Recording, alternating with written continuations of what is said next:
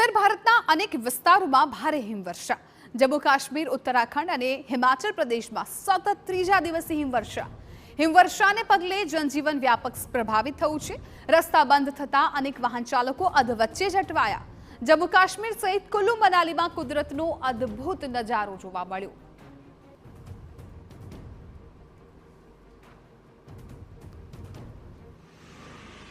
Season की first snowfall हो रही है मैटर में, तो हम एंजॉय कर रहे हैं। फर्स्ट स्नोफॉल भी है, पहली बारिश भी ये हो रही है, तो क्रॉप्स हैं जो उनके लिए भी फ़ायदेमंद है ये। तो टूरिज्म पोटेंशियल अच्छी खासी है हमारे। बहुत सुंदर जो सुना था कश्मीर के बारे में और आज लाइव देख लिया है, और इसी नज़ारे को देखने के लिए मैं अभी सुबह बाहर निकला हूँ और लाल चौक वगैरह तक घूम के आया, और मतलब ज़्यादा ठंड न लगे चलते हैं वापस। और बहुत ही खूबसूरत, मतलब पहले एक दो बार निराशा हो गई थी कि भाई स्नोफॉल होगा नहीं, बट जो है परसों से जो है बहुत अच्छा लगा है। तो हिमवर्षाने पगले अनेक लोको छे ए अटवाई गया हता।